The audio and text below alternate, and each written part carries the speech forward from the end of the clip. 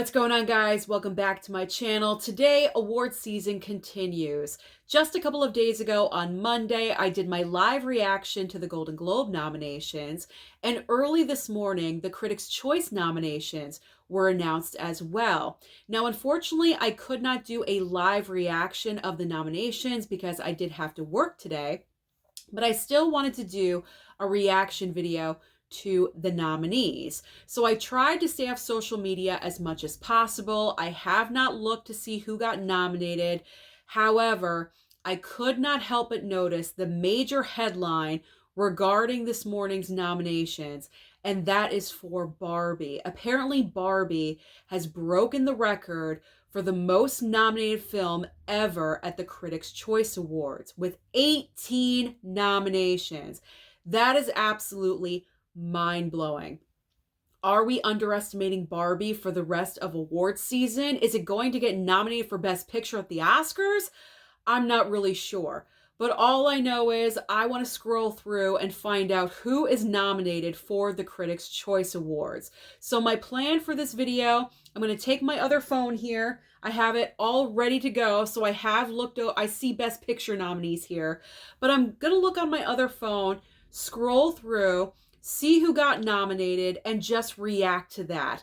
Am I shocked? Am I surprised at anything? Did anyone get snubbed?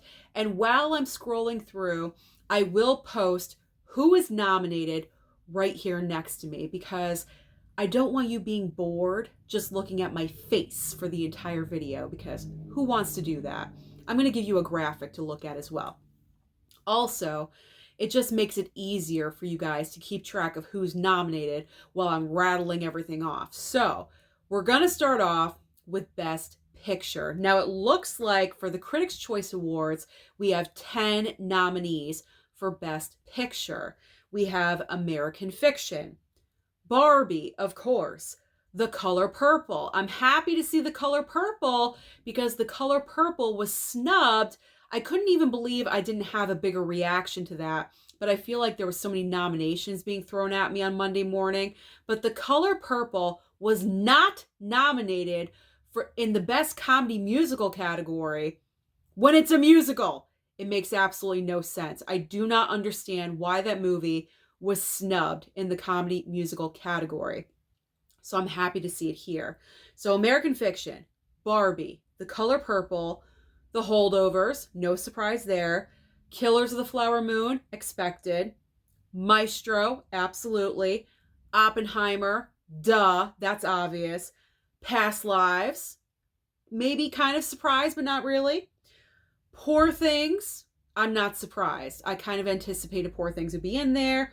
And Saltburn, kind of a surprise there because Saltburn, I don't believe was nominated at the Golden Globes in the picture category, if I'm remembering correctly. Am I remembering correctly? I'm not really sure.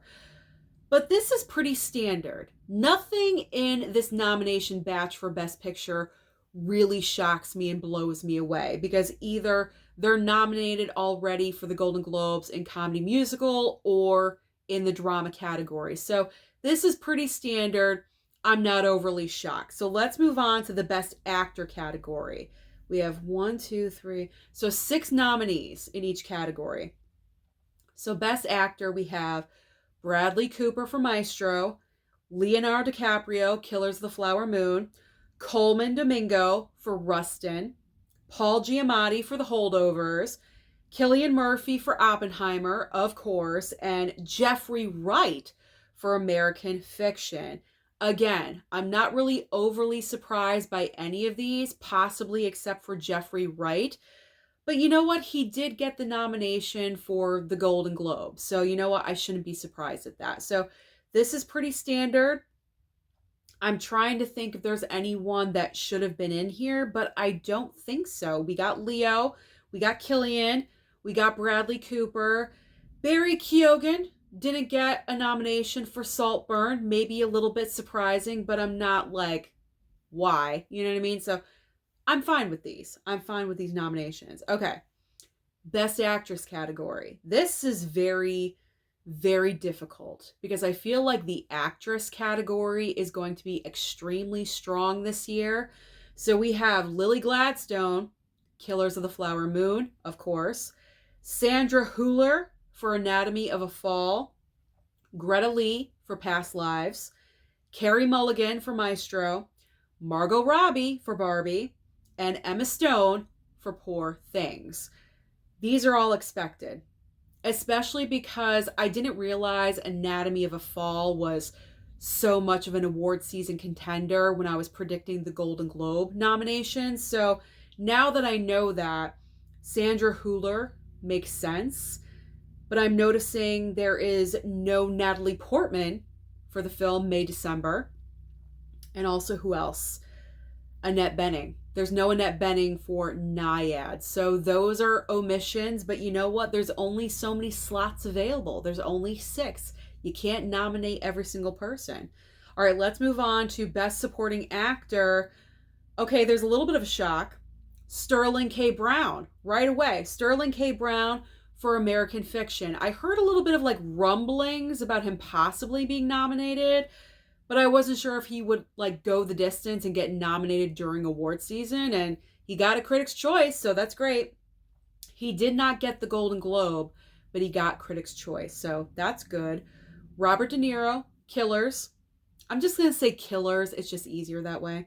Okay, Robert Downey Jr. for Oppenheimer.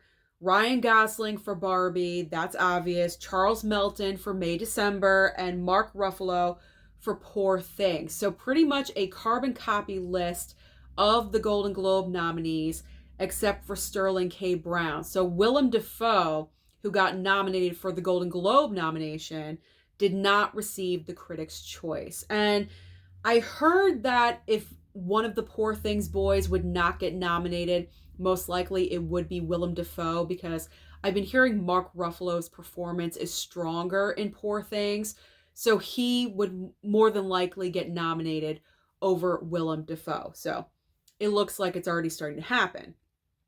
All right, Best Supporting Actress, Emily Blunt for Oppenheimer, Danielle Brooks for The Color Purple, America Ferrera for Barbie. I predicted her for Golden Globe and she did not get it, so she did receive Critics' Choice.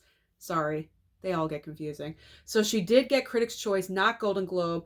Jodie Foster got her nomination for Naiad. Not Annette Bening, but Jodie Foster snuck in there.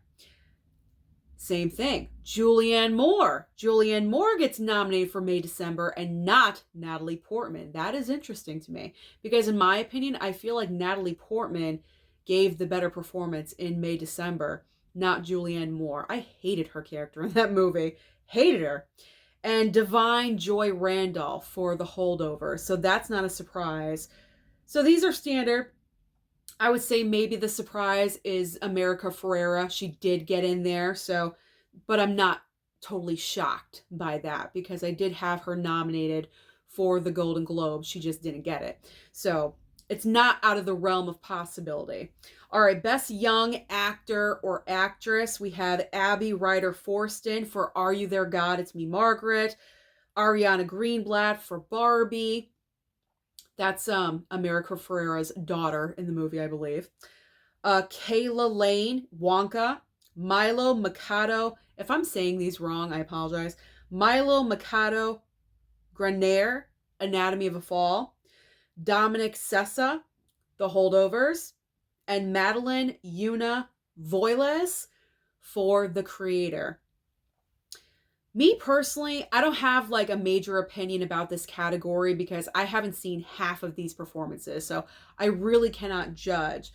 But I would personally give it to Abby Ryder Forston in Are You There, God? It's Me, Margaret, because I said this before.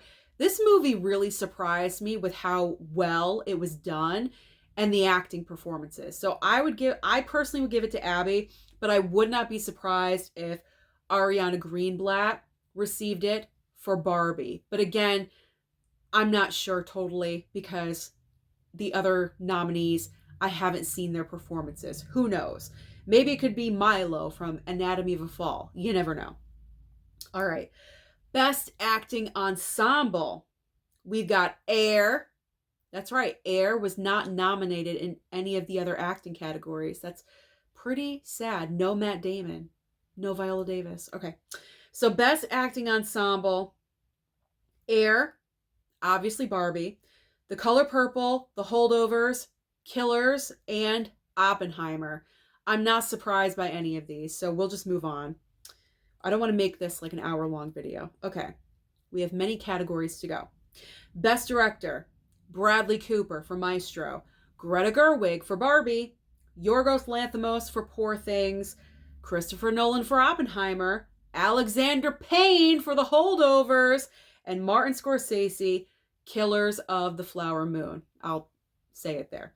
Okay, so pretty much repeat of the Golden Globe director nominations, except for instead of Celine Song getting the nomination for Past Lives, Alexander Payne got the nomination instead. So this is going to be interesting going forward. It seems like 4 or 5 of the nominees are the same so far, and there's one that's being switched out. So this is pretty interesting. All right, Best Original Screenplay. Well, I mean, personally for Best Director, I want it to be Christopher Nolan this year. I feel like, even though I love Scorsese, you guys know this. He's like my favorite director of all time. But I feel like this year with Oppenheimer is Christopher Nolan's year. It's his time. He's put in his dues in Hollywood. He's proven himself. And I feel like this is the quote-unquote masterpiece that he should be recognized for. So I'm personally rooting for Christopher Nolan this year. I got your back, Chris. I'm behind you. Okay. Not that he knows who I am at all whatsoever, but I just want to say I got his back this year. But you never know. Bradley Cooper could surprise us because I've been hearing Maestro is fantastic. So you never know. Cooper could swing in and take it. You never know. Award season is crazy. All right, back to the nominees. Best Original Screenplay. We have Air. I'm not going to say who wrote the screenplay. I'm just going to say the movies that are nominated. So Best Original Screenplay, we have Air, Barbie, The Holdovers, Maestro, May, December, and Past Lives. I'm good with that. Nothing really surprising over there. Best Adapted Screenplay, Are You There, God? It's Me, Margaret, All of Us Strangers, American Fiction, Killers of the Flower Moon, Poor Things, and Oppenheimer.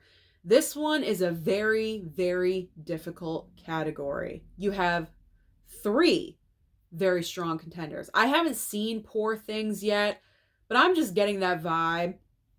It's going to be good. So you have Poor Things, Oppenheimer, Killers of the Flower Moon, the same category. I mean, like, I don't know where this could fall. I have no idea. I have no clue, but I'll just root for Christopher Nolan. Okay. Let's move on to Best Cinematography. What looks the best? Best Cinematography. Here we go. We have Maestro, Barbie, Killers, Poor Things, Saltburn got in there, and Oppenheimer. Again, I'm going to go with Oppenheimer, but you never know. Barbie could swoop in there because it feels like they're just opposite ends. Barbie is so bright and colorful and just shiny and amazing. And Oppenheimer is, gloom and doom and black and white. And it's, where do you fall? Where do you fall? Do you go for the bright and shiny or for the doom and the gloom? I don't know. This is going to be very complicated. All right, so let's move on. Best Production Design. Saltburn, Oppenheimer, Killers, Barbie, Poor Things, and the surprise, Asteroid City, because Asteroid City kind of got some talk for Golden Globe nominations, but it didn't receive anything. So Asteroid City got in there for production design, and I'm not surprised by that because I did see the movie, and even though I didn't care for the film, when I was talking to my mom about it, the one thing I said that was positive about Asteroid City was the production design. It looked incredible. Looked amazing, absolutely. But if I were to guess who would win this category, I would say Barbie hands down. I feel like, how can you deny Barbie production design, considering that they pretty much bought all the pink paint in the country to make this movie and paint everything pink to do what they wanted to do. That's pretty incredible. So I think Barbie has production design, hands down. All right, let's move on to editing. We've got Air, Barbie, Oppenheimer, Poor Things, Killers, and Maestro. I'm not an expert in editing, obviously, because I don't even edit these videos that I make on a daily basis. I don't even edit my own stuff. So I don't really know what goes into editing, the time that it takes, the cuts and everything. Like, I don't know. But if I were to like throw out a guess, I would say Thelma Schoonmaker, however you say her last name, for Killers of the Flower Moon. She is an editor that Scorsese has continuously used on like every single project since like the 1970s or something. Like she edits every single one of Scorsese's films and she's fantastic. I believe she won a previous Academy Award for editing in the past. So she could win. She could take it. All right, best costume design. This is the fun stuff. I like the costume, the makeup, and all that stuff. All right, costume, we've of course have Barbie. Wonka is in there. The Color Purple, Poor Things, Killers of the Flower Moon, and Napoleon. Napoleon snuck in there and received a nomination. You know, I want to right away just assume it's going to be Barbie, but, well, you know what?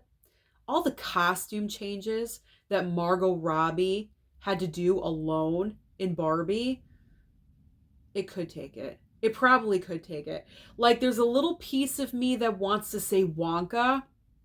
I haven't seen the movie yet, but I feel like Barbie, just the amount of costumes that had to be made, especially just for Margot Robbie. What did she have? Like 70 costume changes or something? It was crazy. She had so many outfits in that movie. Yeah, it's probably going to be Barbie. Most likely it'll be Barbie. All right.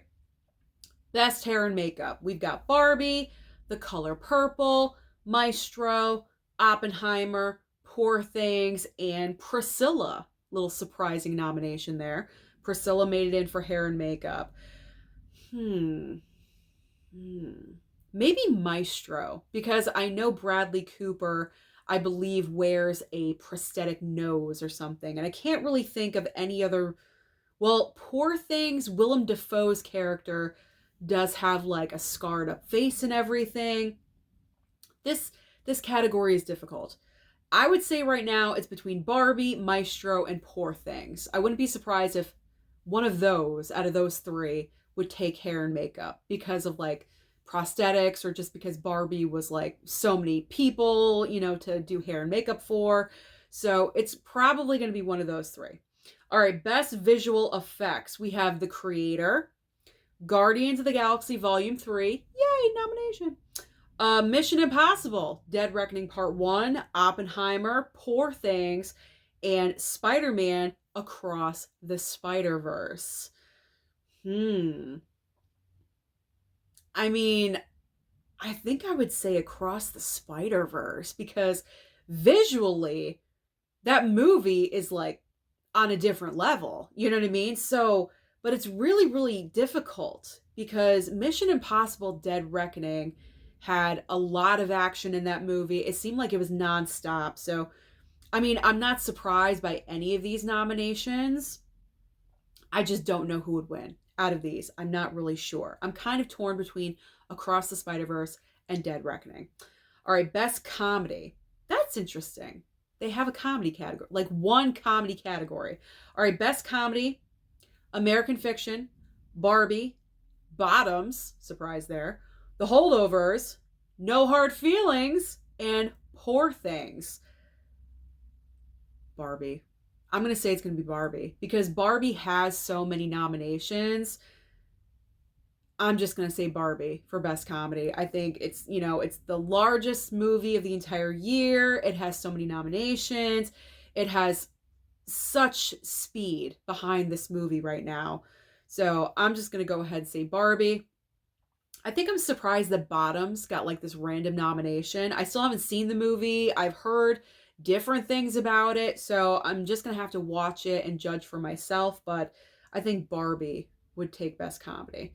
All right, Best Animated Feature: The Boy and the Heron, Elemental, Nimona, never heard of that one, Across the Spider-Verse, Teenage Mutant Ninja Turtles, Mutant Mayhem, and Wish. So Wish is getting nominations. Even though that movie is not doing well at the box office at all whatsoever, it's still getting nominations, Golden Globe, and Critics' Choice. Now, as far as who I think would win,